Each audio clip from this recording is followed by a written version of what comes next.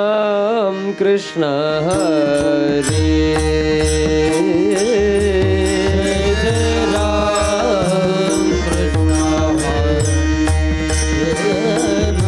जय जय राम कृष्ण हरे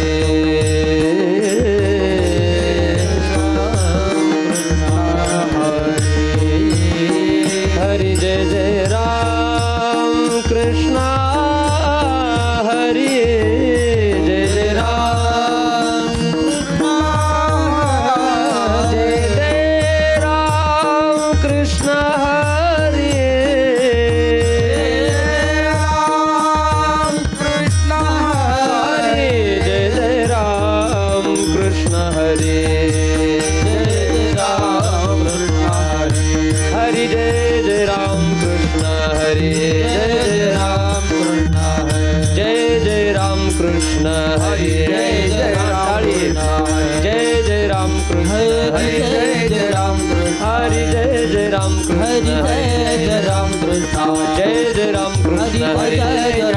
हरि जय जय राम कृष्ण हरि जय राम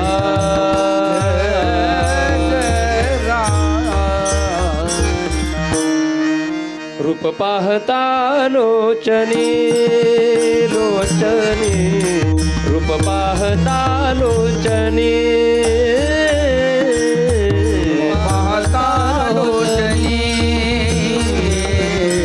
रूप पाहता लोचनी सुख झाले वो साजनी सुख झाले वो साजनी साजनी तो हा विठ्ठल बरवा बरवा तो हा विठ्ठल बरवा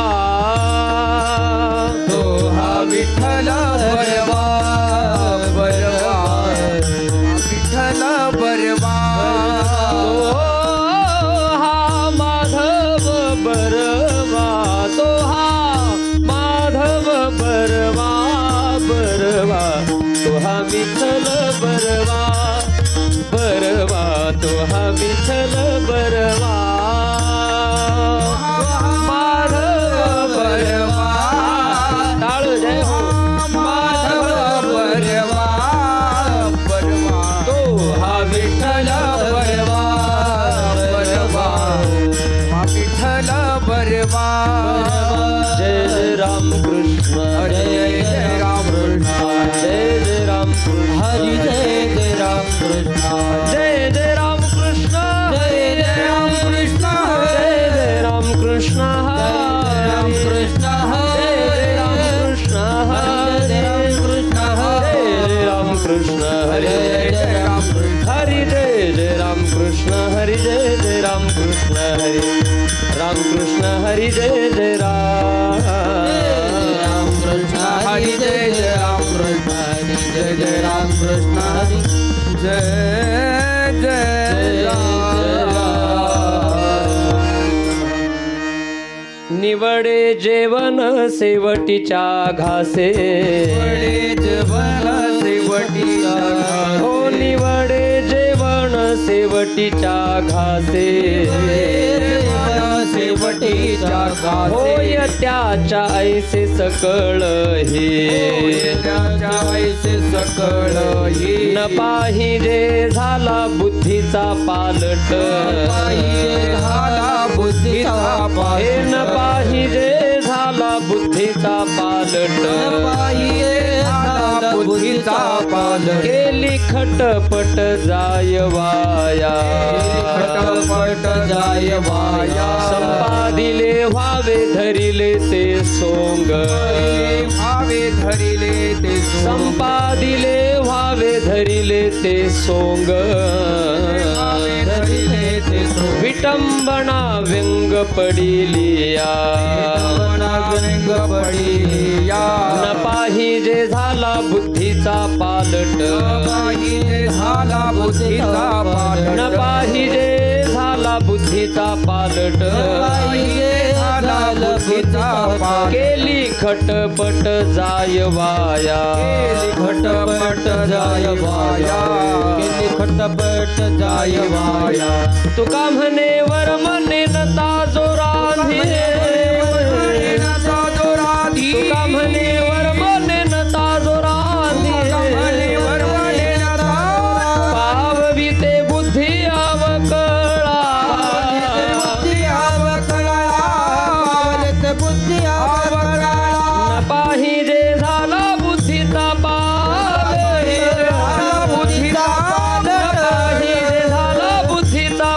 पाहिजे झाला बुद्धीचा पालट केली खटपट जाय वाया, खटपट जाय वाया. विठोबा रखुमाई विठोबा रखुमाई विठोबा रखुमाई विठोबा रखुमाई. विठ्ठल विठ्ठल विठ्ठल हा टाळी टाळी वाजवा. विठ्ठल विठ्ठल विठ्ठल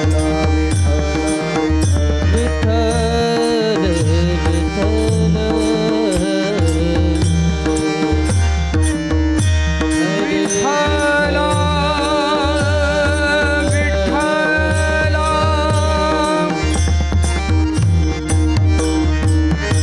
विठ्ठल विठ्ठल विठ्ठल पुंडलिक वरदारी विठ्ठल श्री ज्ञानदेव पंढरीनाथ भगवान की मौली ज्ञानेश्वर महाराज जगद्गुरु तुकाराम महाराज बोलो रे भाई सब संतन की हला विठ्ठल विठ्ठल विठ्ठल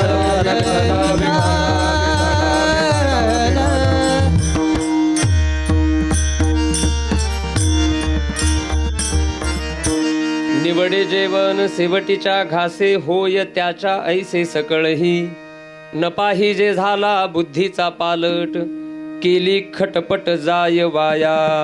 प्रस्तुत प्राप्त प्रसंगी सेवेसाठी निवडलेला अभंग महान भगवत भक्त देहूचे सुप्रसिद्ध साधू आणि या वारकरी संप्रदाय रूपी इमारतीवरचे असणारे कळश अर्थात श्रीमंत संत श्रेष्ठ जगद्गुरु तुकाराम महाराजांचा अत्यंत गोड 4 चरणाचा अभंग संकीर्तन रूपी सेवेसाठी निवडलेला आहे.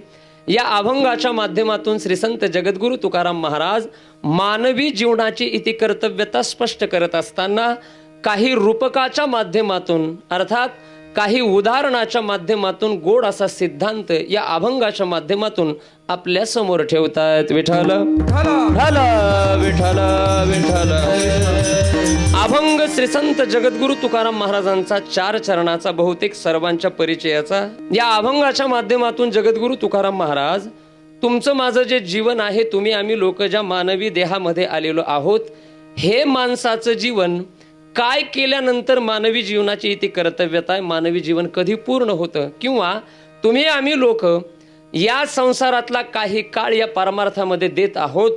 तर अनेक वर्षापासून काही लोक परमार्थ करत आहेत किंवा आपण करत आहोत.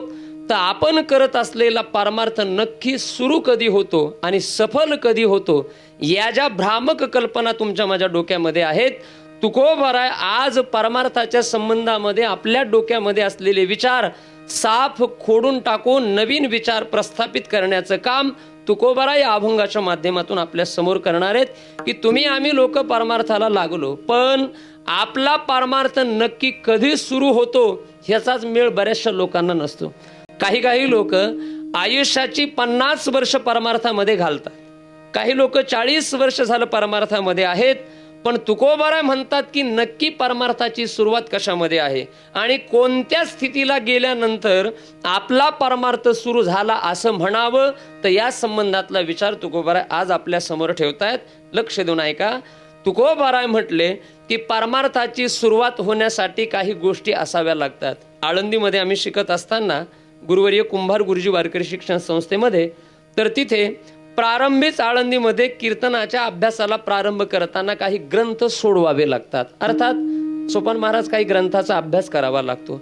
त्यामध्ये वेदांताचे काही ग्रंथ अभ्यासावे लागतात. त्यामध्ये विचार चंद्रोदय असेल, त्यानंतर सुरुवातीला काही व्याकरणाचा अभ्यास असेल आणि त्यानंतर वेदांतामधला अतिशय महत्वाचा एक ग्रंथ आहे. त्या ग्रंथाचं नाव आहे विचारसागर नावाचा ग्रंथ. तर त्या विचारसागर नावाच्या ग्रंथामध्ये प्रारंभीच परमार्थ सुरू होण्यासाठी माणसाच्या अंतःकरणामध्ये असलेले काही दोष त्यागावे लागतात, ते जावे लागतात. लक्ष देऊन ऐका. आणि जोपर्यंत आपल्या अंतःकरणातले ते 3 दोष निघून जात नाहीयेत तोपर्यंत आपण करत असलेला परमार्थ सुरू होत नाही. महाराज आज आपल्याकडे विचार असा मांडतात की जोपर्यंत हे 3 दोष निघून जात नाहीयेत तोपर्यंत परमार्थ नावाच्या गोष्टीला प्रारंभ होत नाहीत. आता कोणते आहेत ते 3 दोष? तर ते 3 दोष आहेत.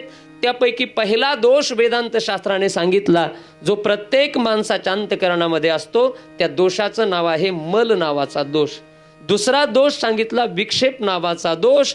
आणि तिसरा दोष शास्त्रकाराने सांगितला आवरण नावाचा दोष. आता आपण बोलत बोलत या 3ही दोषाचा विचार करत करत अभंगामध्ये प्रवेश करू. विठाला विठाला.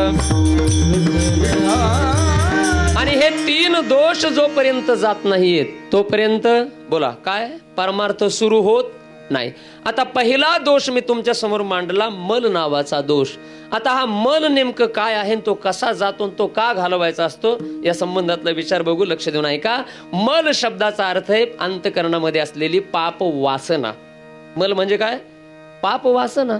उदाहरणार्थ दुसऱ्याचं भलं झालेलं जर आपल्याला देखवत नसेल तर समजून चलावं आपल्या अंतःकरणामध्ये मल नावाचा दोष आहे आणि अजून आपण परमार्थ करण्याच्या लायकीचे झालेले नाहीत. जोपर्यंत आपल्याला दुसऱ्याचं भलं झालेलं देखवत नाही तोपर्यंत आपण परमार्थ करण्याच्या लायकीचे, मग अंतःकरणामधला मल जावा लागतो, म्हणजे दोष हा जावा लागतो, पाप वासना जावी लागतात. बरेचसे लोक तुम्हा लोकांना समाजामध्ये फिरत असताना बघायला मिळतात की ज्यांना दुसऱ्याचं सुख बघितल्यानंतर त्यांचं अंतःकरण कालवतं. दुसऱ्याचं सुख बघितल्यानंतर त्यांना कसं तरी होतं, समजावं ही माणसं अजून परमार्थ करण्याच्या लायकीचे झालेले नाहीत. आणि आज रोजी तुम्ही आम्ही लोकांनी जर विचार केला तर समाजाकडे जर नजर टाकली आपण तर अशा अनेक लोक तुम्हा लोकांना समाजामध्ये बघायला भेटतात. आज लोक स्वतःच्या दुःखाने अजिबात दुःखी नाहीयेत. लक्षात येतं ना माझं वाक्य? आज लोक स्वतःच्या दुःखाने अजिबात दुःखी नाहीयेत, लोक दुसऱ्याच्या सुखाने दुःखी आहेत. बरोबर ना? आपला मुलगा प्रत्येक वर्षी नापास होतो याचं दुःख नाही, पण शेजाऱ्याचा दरवर्षी पहिल्या नंबरने पास होतो याचं जास्त दुःख आहे. आपलं दुःख नाही, दुसऱ्याच्या सुखाने दुःखी होणारी माणसं आहेत. याला म्हणायचं मल आणि याला म्हणायचं लायकी परमार्थ करण्याची नाही. जर मल असेल तर कळण्यासाठी उदाहरण सांगतो ऐका. एक माणूस डॉक्टरकडे गेला आणि डॉक्टरकडे गेल्यानंतर डॉक्टरच्या दरवाजामध्ये असा तो उभा राहिला आणि लांबून डॉक्टरला आवाज देत होता, डॉक्टर काहीही करा डॉक्टर, पण माझं पोट फार दुखतंय, तेवढं पोट दुरुस्त करा. इंजेक्शन द्या, गोळी द्या, शस्त्रक्रिया करा, सलाईन लावा किंवा काहीही करा, पण पोटाने फार मी त्रस्त आहे, तुम्ही माझ्या तेवढ्या पोटदुखीचा आजार बरा करा. दरवाजामध्ये उभा होता. डॉक्टर म्हणले, अरे तू मध्ये तर ये ना. दरवाजामधूनच ओरडायला लागला, पोट निवृत्त करा, दुरुस्त करा. कसं करता येईल मध्ये? डॉक्टरने त्याला मध्ये बसवलं. मला मल सांगायचं, लक्ष देऊन ऐका. डॉक्टरने मध्ये बोलवलं त्याला, डॉक्टरने समोरच्या खुर्चीवरती बसवलं. पूर्वीचा जमाना आहे का, ते पूर्वी डॉक्टर नाडी परीक्षा करायचे ना, नाडी. त्याचा हातामध्ये घेतला डॉक्टरने आणि हातामध्ये घेतलेला हात बघून डॉक्टरने त्याला विचारलं, का रे काही तू काल शिळं खाल्लं होतं का? शिळं पोट दुखतंय तुझं? तो म्हटला, नाही डॉक्टर, मी शिळं खाल्लं नाही. अरे म्हणले, आत्ताच 4 महिन्यापूर्वी लग्न झालं, नवीन लग्न आहे, माझा संसार एवढा जीव लावते बायको, एवढं प्रेम करते माझी बायको माझ्यावर, सकाळी बनवलेलं दुपारी खाऊ देत नाही आणि दुपारी बनवलेलं संध्याकाळी खाऊ देत नाही. प्रत्येक वेळेला ताजं मला जेवायला गरम गरम देते. शिळं खाण्याचा प्रश्न नाही, रोज मी ताजं खातो. डॉक्टरने नाडी हातामध्ये धरली. का रे शिळं नाही खाल्लं म्हणतो? मग काही कुजलेलं खाल्लंस का? तो म्हटला नाही. परत डॉक्टरने प्रश्न विचारला, का रे म्हणले, ते काळ्या पिशवीतलं खाल्लं का तू? काय नाही म्हणला, ते काळ्या पिशवीतलं वगैरे खात नाहीत, आम्ही माळकरी घराणं आहे. 5 दिवसाचा होतो तेव्हापासूनची गळ्यामध्ये पवित्र तुळशीची माळ आहे. वारकरी घराणं आहे, तसं काही आम्ही वेडं वाकडं खात नाहीत. परत डॉक्टरने नाडी तपासत असताना त्याला काही प्रश्न विचारले. अरे म्हटले, तू शिळं खाल्लं नाही, तू कुजलेलं खाल्लं नाही, तू वेडं वाकडं बाकीचंही काही खाल्लेलं नाहीयेस, तरी तुझं पोट दुखायला लागलंय, केव्हापासून पोट दुखते तेवढं मला सांग. तर त्याने सांगितलं काय आहे त्याचं डॉक्टर. 4 महिन्यापूर्वी माझ्या शेजाऱ्याने 1 कोटी रुपयाचा बंगला बांधला. किती कोटीचा? 1 कोटीचा. किती महिन्यापूर्वी? 4 महिन्यापूर्वी माझ्या शेजाऱ्याने 1 कोटी रुपयाचा बंगला बांधला, एवढा सुंदर रेखीव. 8 दिवसापूर्वी वास्तुशांती झाली आणि तो माझा शेजारी त्या बंगल्यामध्ये राहण्यासाठी आला. आणि ज्या दिवशी वास्तुशांती होऊन तो माझा शेजारी त्या बंगल्यामध्ये राहण्यासाठी आला, त्या दिवसापासून माझं पोट दुखायला लागलंय. मला गोळी द्या आणि माझं पोट बरं करा. आता मला सांगा, असा डॉक्टर जगामध्ये आहे का? आहे का डॉक्टर? का आपल्या परिसरामध्ये आहे एखादा असा डॉक्टर? असला तर सांगा, आमच्याकडले आणतो कळकट मळकट 2-4. तुमच्याकडे होतील दुरुस्त.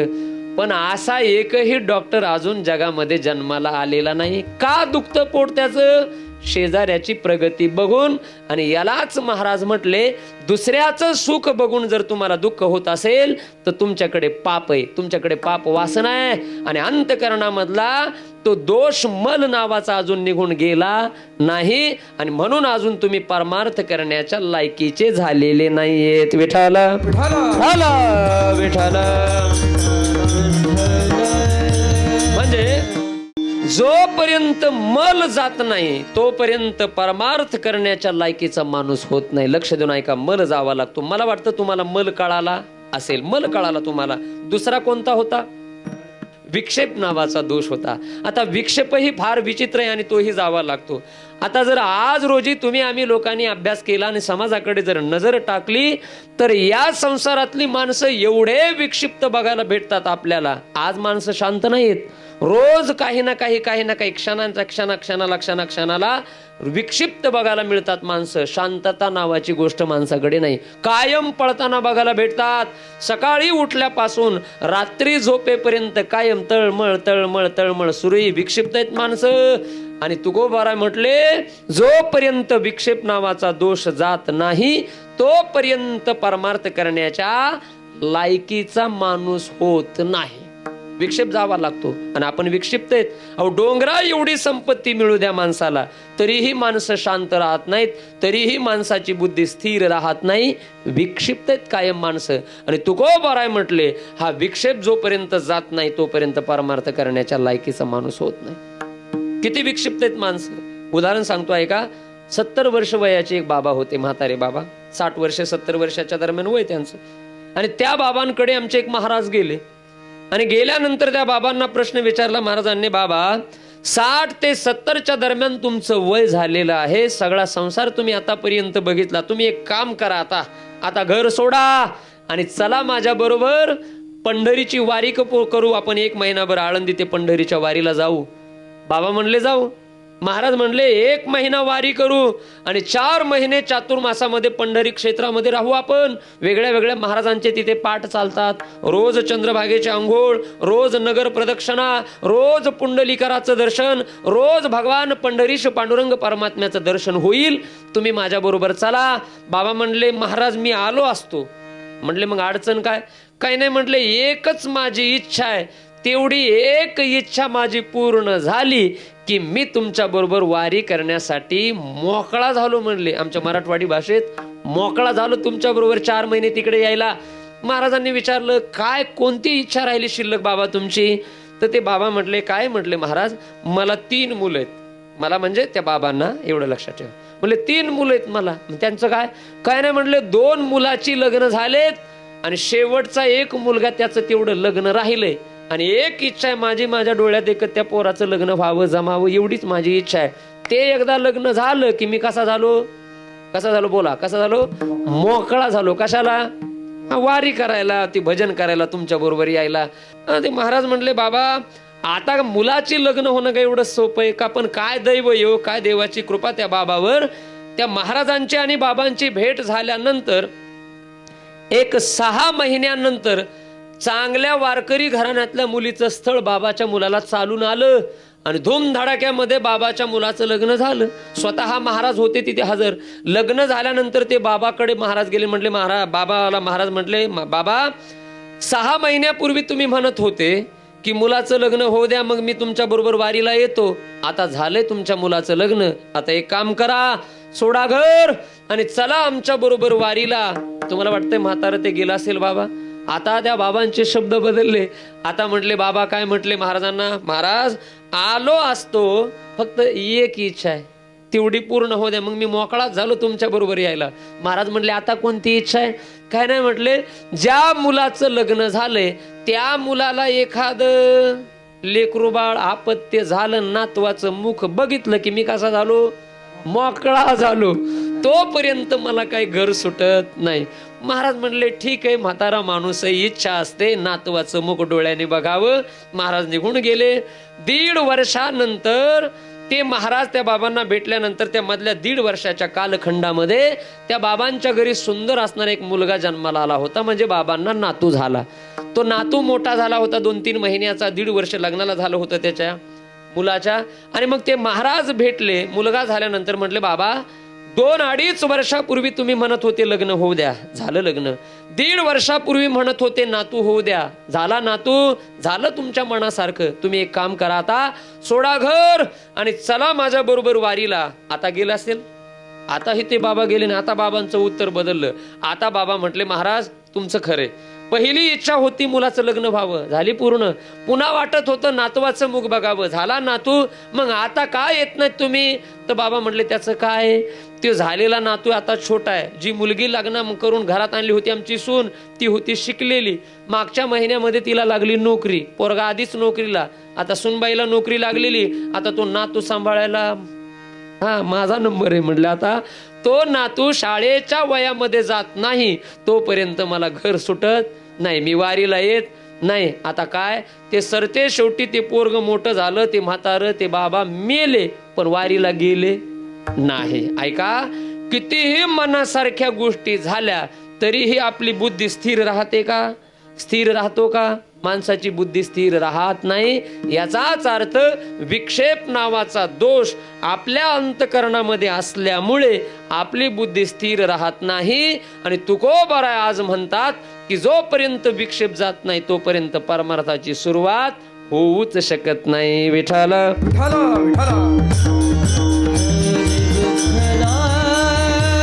विठ्ठल. अहो या संसारातली लोक आणि या संसारातल्या लोकांची बुद्धी कधीच स्थिर राहत नाही. याच्या उलट सांगतो ऐका, तुकोबारायांनी गाथेमध्ये बाळ क्रीडा नावाचं एक प्रकरण लिहिलं स्वतंत्र 100 अभंगाचं. आणि त्या बाळ क्रीडेच्या एका अभंगामध्ये, एका अभंगातलं एक चरण असं आहे, स्वतः तुकोबाराय म्हणतात की भगवान परमात्माच संसारातल्या माणसाची बुद्धी स्थिर राहू देत नाही. कुणाची राहू देत नाही? ज्याच्याकडे हे जे दोष आहेत ना त्या माणसाची बुद्धी स्थिर राहत नाही. आशाबद्ध जन लोभिकाची, आशाबद्ध जन लोभिकाची, आशाबद्ध जन वा वा, आशाबद्ध जन बुद्धी स्थिर राहो नेदी नारायण, आशाबद्ध जन लोभिकाचे, आशाबद्ध जन लोभिकाचे. बुद्धी स्थिर राहो नेदी नारायण, आशाबद्ध जन लोभिकाचे. वा वा वा, जन लोभिका. हे बुद्धी स्थिर राहो नेदी नारायण. कुणाची? आशाबद्ध जन लोभिकाची. आशेने बांधलेले जे लोभिक जन आहेत त्या लोकांची स्वतः नारायण, स्वतः भगवान बुद्धी स्थिर राहू देत नाही.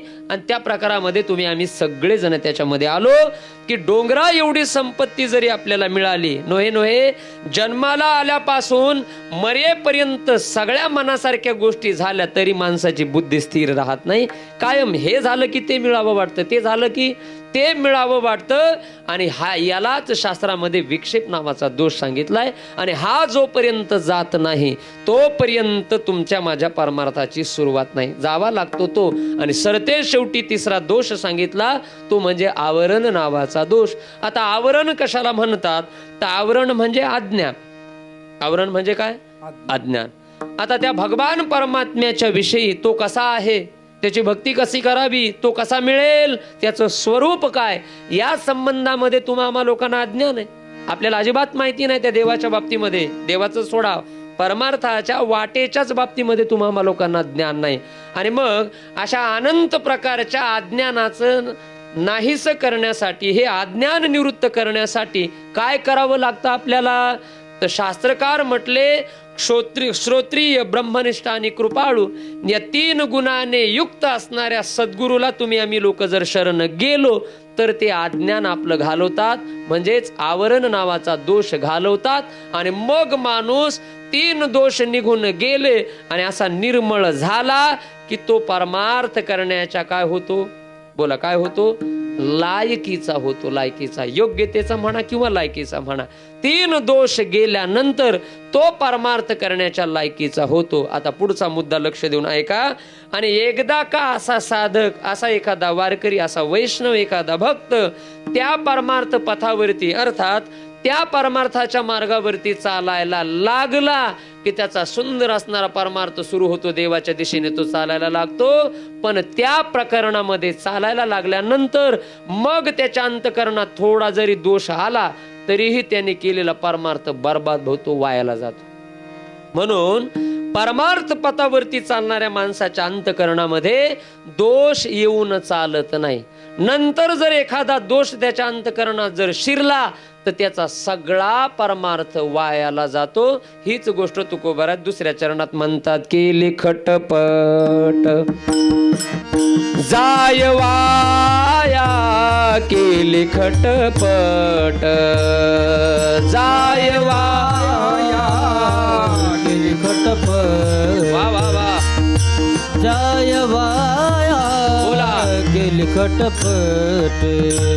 न पाहिजे झाला वा, बुद्धीचा पलट, टाळ, न पाहिजे झाला बुद्धीचा पलट, न पाहिजे झाला बुद्धीचा पालट, पालट, झाला बुद्धीचा पालट. हा, टाळ, खटपट जाई वाया, केली खटपट जाई वाया, केली खटपट जाई वाया, केली खटपट जाई वाया. न पाहिजे झाला वा, वा. बुद्धीचा पालट, न पाहिजे झाला बुद्धीचा पालट, पालट, झाला हो. बुद्धीचा पालट, पालट, झाला बुद्धीचा पालट. अभंगाच्या दुसऱ्या चरणामध्ये तुकोबाराय म्हणतात, जर बुद्धीमध्ये पालट झाला, दोष आला, होत काय? केली खटपट जाय वाया. केलेली खटपट सगळी वायाला जाते जर थोडक्यामध्ये बुद्धी वाईट विचाराला गेली तर. आणि तुम्हा सगळ्या लोकांना, जे कोणी बघतायत, जे कोणी श्रवण करतायत, आपल्या सगळ्यांना अनुभव असेल की अशा अनेक परमार्थ करणाऱ्या लोकांचा परमार्थ एका चुकीने घालवला, बर्बाद केला, मातीमध्ये मिसळवला. म्हणून परमार्थ करणाऱ्या माणसाच्या बुद्धीमध्ये दोष येऊन चालत नाही. जर दोष आला की परमार्थ गेला. केली खटपट जाय वाया. इथे तुकोबारायांनी खटपट शब्द वापरलाय. खटपट शब्दाचे 2 अर्थ आहेत, ऐका. खटपट शब्दाचा पहिला अर्थ आहे प्रयत्न आणि खटपट शब्दाचा दुसरा अर्थ आहे परमार्थ. कुठलाही घ्या. केलेला प्रयत्न वाईट विचाराला बुद्धी गेली, वायाला जातो. किंवा केलेला परमार्थ वाईट विचाराला बुद्धी गेली की वायाला जातो. म्हणून महाराज म्हणतात, केली खटपट जाय वाया. आणि अनेक लोकांचा परमार्थ बर्बाद झाला एका चुकीने. म्हणून मी नेहमी सांगतो ऐका, परमार्थ करणाऱ्या माणसाने आपल्या गुणावरती नाही लक्ष ठेवता आलं तरी चालेल, पण परमार्थ करणाऱ्या माणसाने आपल्या दोषावरती नक्की लक्ष ठेवलं पाहिजे. अरे मी कुठे तर चुकत तर नाहीये ना, दोषावरती लक्ष असलं पाहिजे. एक गुण तुमच्याकडे कमी असला तरी चालेल, पण दोष येता कामा नये. दोष आला की परमार्थ गेला, बर्बाद झालाच म्हणून समजायचा. म्हणून तुकोबा म्हणतात, केली खटपट जाय वाया. नेहमी आपल्या परमार्थाच्या या प्रवासावरती लक्ष असलं पाहिजे आणि नेहमी पाठीमागं वळून बघितलं पाहिजे माणसाने, अरे मी कुठं तर चुकत नाही ना, आणि नेहमी लक्ष ठेवावं. एक उदाहरण सांगतो ऐका. जंगलाचा राजा आहे. कोण आहे जंगलाचा राजा? जंगलाचा राजा सिंह आहे. सगळ्यांना माहिती आहे, आपल्याला शिकलो आपण शाळेमध्ये. जंगलाचा राजा सिंह आहे. आणि ज्या वेळेला तो जंगलाचा राजा सिंह जंगलामध्ये चालत असतो, काय थाट आहे त्याचा चालण्याचा जंगलामध्ये. कारण तो राजा आहे ना, असा डोलत डोलत डोलत डोलत डोलत चालतो राजा जंगलामध्ये. आणि ऐका, 5-10 पावले पुढे चालत गेला की हळूच तो सिंह पाठीमागं वळून बघतो. 5-10 पावलं चालत गेला की हळूच वळून बघतो. असा त्याचा प्रवास. 5-10 पावलं चालणार की हळूच पाठीमागे वळून बघणार तो सिंह. आणि त्या सिंहाच्या पाठीमागं वळून बघण्याला एक नाव आहे. त्याला काय म्हणतात? त्याला म्हणतात सिंहावलोकन. काय म्हणतात त्याला? सिंहावलोकन. म्हणजे सिंहाचं पाठीमागे अवलोकन करणे, याला सिंहावलोकन म्हणतात. तो बघतो पाठीमागे वळून.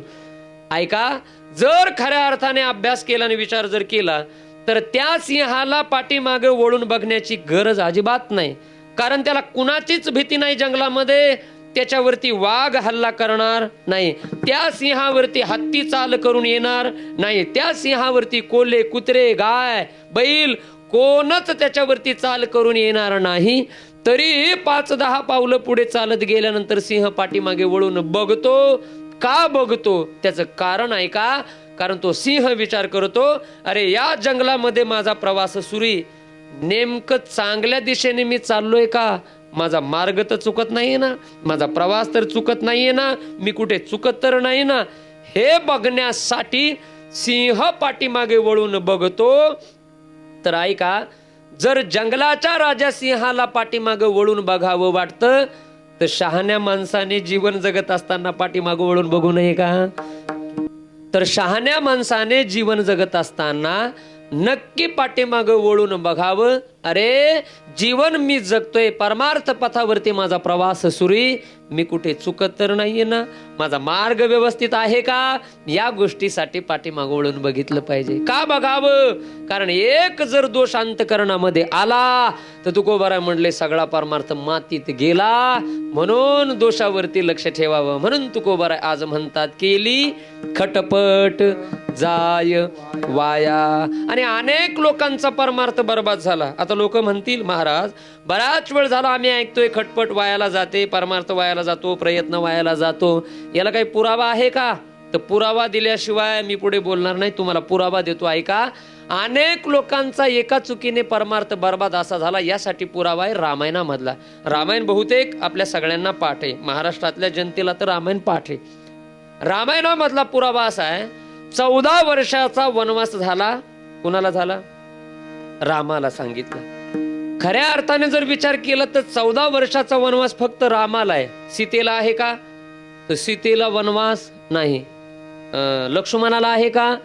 तर वनवास लक्ष्मणाला पण नाही. एकट्या कैकेयीने एकट्या रामाला 14 वर्षाचा वनवास.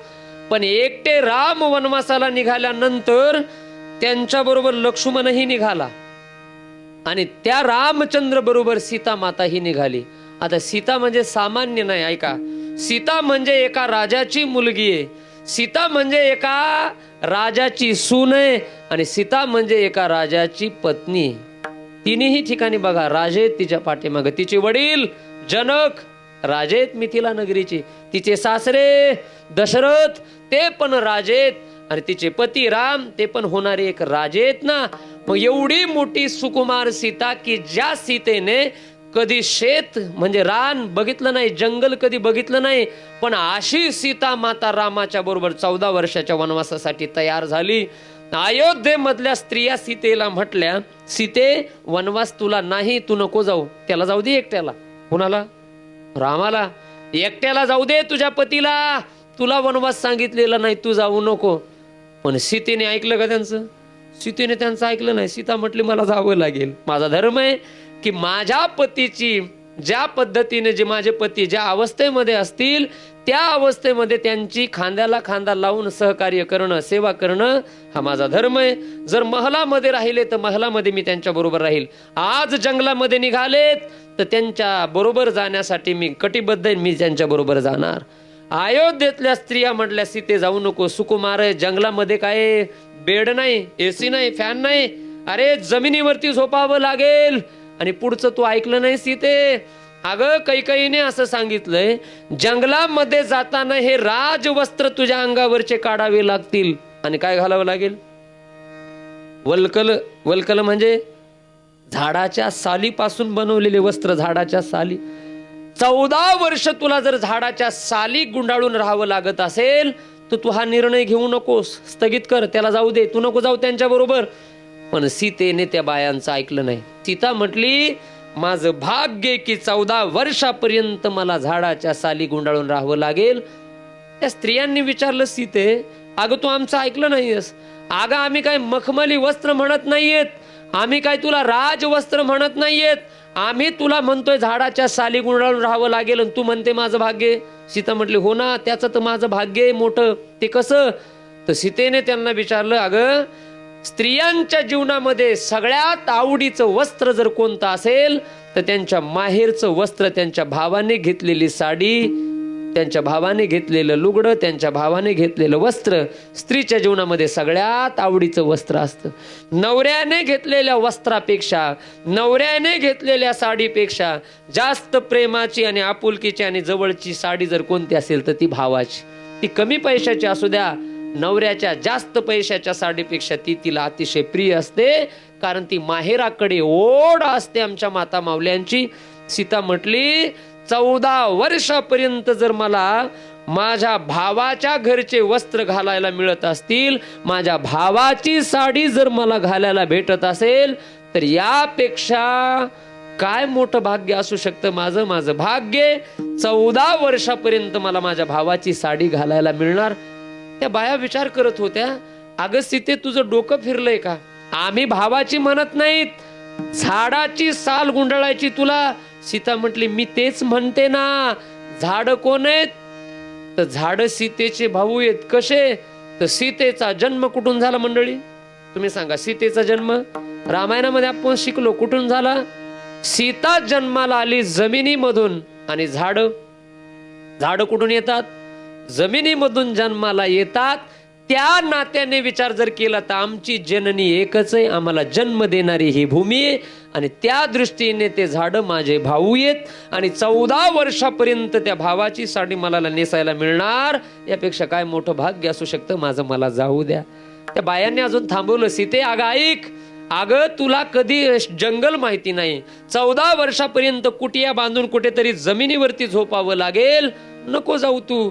सीता म्हटली, ते पण माझं भाग्य आहे. 14 वर्षापर्यंत मला जमिनीवर झोपायला मिळणार. ते कसं? जमीन माझी आईच आहे ना. आणि सासरमध्ये सासरचा त्रास सहन करून ज्यावेळेला मुलगी माहेरला जाते आणि आईच्या कुशीमध्ये एकदा निजली, आईच्या कुशीमध्ये झोपली, की सासरमध्ये असलेला सगळा त्रास, सासरमध्ये असलेलं सगळं दुःख आईच्या कुशीमध्ये गेले गेले ती मुलगी विसरते. 14 वर्षापर्यंत माझ्या माईची कुस मला झोपायला मिळणार, यापेक्षा माझं काय मोठं भाग्य असू शकतं. मला जाऊ द्या. ती धरणी, ती जननी, ती भूमी माझी माय, मला जाऊ द्या. थक्क झाल्या हे उत्तर ऐकून सीतेचं. आणि जा म्हटल्या सीते तू. आणि सीता निघाली. ऐका, सीता ज्या वेळेला रामाच्या बरोबर निघाली, एवढा मोठा त्याग आहे सीतेच्या जीवनातला. आणि निघाली ती कशी निघाली? तर मराठवाड्यातले गोदेच्या तीरावरती असलेले संत शांतीब्रह्मन नाथ महाराजांनी हा प्रसंग रेखाटलाय. नाथ रामायणामध्ये, भावार्थ रामायणामध्ये नाथ म्हणतात कशी निघाली ती सीता. जैसी सूर्यासवे प्रभा वसंता सवे वन शोभा तैसी जानका जगदंबा श्रीरामा सवे निघे तैसीच लक्ष्मणाची स्थिती तो चालला वनाप्रती. एवढा गोड विचार मांडलाय नाथांनी. जैसी सूर्यासवे प्रभा. सकाळच्या वेळेला पूर्व दिशेला सूर्यनारायण उगवल्यानंतर त्या सूर्याची लालिमा, सूर्यनारायणाची प्रभा, त्याचे किरण जसे त्याच्या पाठीमागून येतात ना, त्या पद्धतीने रामाच्या पाठीमागून सीता निघाली. राम म्हणजे सूर्य आणि त्याची प्रभा म्हणजे कोण? सीता. त्याच्या पाठीमागे निघाली आणि गेले वनामध्ये. मंडळी ऐका, वनामध्ये गेल्यानंतर 13.5 वर्षापर्यंत सीता माता बरोबर राहिली रामाच्या बरोबर व्यवस्थित. एवढा मोठा त्याग, एवढी मोठी खटपट, एवढा मोठा परमार्थ करून गेलेली सीता 13.5 वर्ष ज्या वेळेला रामाच्या बरोबर व्यवस्थित राहिली आणि एक दिवशी पंचवटीच्या ठिकाणी झोपडीच्या बाहेर 2 जण बसलेले होते, राम आणि सीता. आणि त्याच वेळेला सीतेच्या आणि रामाच्या समोरून एक सोन्यासारखं चमचमचम करणारं सोन्याच्या कांतीचं ते हरण, तो मायावीच होता ना रावणाचा मामा, ते हरण ज्या वेळेला सीतेने बघितलं, सीतेने प्रभूकडे सांगितलं, प्रभू ते आत्ता ते पळालं ना हरण, तेवढं हरण तुम्ही मला आणून द्या. राम म्हटले, सीते ते कशाला पाहिजे? सीता म्हटली, त्या हरणाच्या कातड्याची काय बनवायची? चोळी बनवायची मला, चोळीच्या कापडासाठी. अयोध्येमध्ये गेल्यानंतर ती चोळी मी अंगामध्ये परिधान करील, किती सुंदर, किती छान दिसेल, मला तेवढं हरण तुम्ही आणून द्या. राम म्हटले, सीते अगं सोन्याचं हरण नसतंय. सीतेने रामाचं ऐकलं नाही, म्हणले काही बाकीचं सांगू नका, ते हरण आता पळाले, तेवढं हरण तुम्ही मला आणून द्या. आता नाविलाज झाला रामाचा आणि जवळ असलेले राम सीतेने मायावी हरणाच्या पाठीमाग पाठवले. लक्ष देऊन ऐका, जवळ असलेला देव रावणा त्या मायावी हरणाच्या पाठीमागे पाठवला. संत रूपी लक्ष्मणाची अवज्ञा तिच्याकडून घडली. परिणाम काय झाला तर दुष्ट असणाऱ्या रावणाच्या बंदिवासामध्ये तिला 6 महिने राहावं लागलं. आणि तुकोबाराय म्हणतात की एवढा मोठा परमार्थ, एवढी मोठी खटपट सीतेने केली, पण फक्त थोडक्यात तिची बुद्धी हरणामध्ये गुंतली आणि तिने केलेला परमार्थ वायाला गेला. विठ्ठल विठ्ठल विठ्ठल विठ्ठल विठ्ठल विठ्ठल.